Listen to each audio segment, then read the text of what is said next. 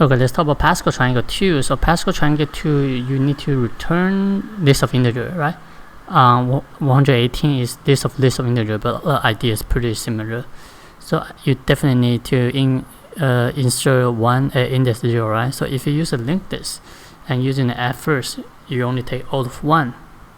If you use array list, you take all of n for every single row, because you need to move the value back 1 position, right? So when you add one value at first, you need to move the rest of it, right?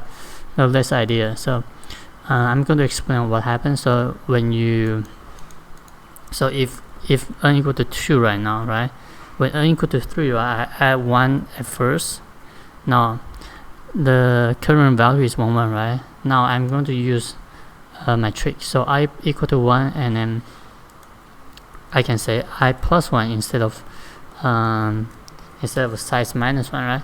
So when I plus 1 less than list size, right?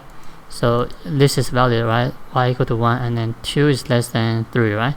So I need to add the neighbor, right? But it's neighbor right, so 1 plus 1 equal to 2. And when I equal to 2, right, it's out of bound, right? Because 2 plus 1 is not less than size, so you break. Now the next value will keep just decrement the row index, and you just keep adding the 1 for the row. So that is the idea. So you just add your neighbor from index 1 and to the end, right? And that's the idea, and run it. It should be good. And I will talk about time and space later. Yes. So for the space, you need every single n, right? So, but you keep adding, right? So it should be all of n.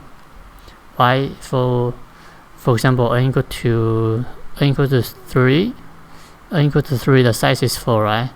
When n equal to 2 is the size of 3, so it doesn't matter is that n plus 1 or not, because plus 1 is constant. So I will just say all of n. How about the time? So without any consideration, this is all of n, right? Start from index 1 to the last, basically, right?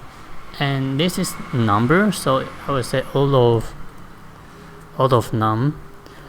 It depends on how many row index you have, and this depends on how many value you have in the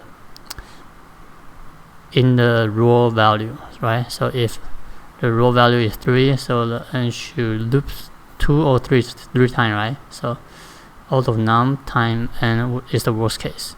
So that's my idea, and correct me if I'm wrong, and it should be easy, right?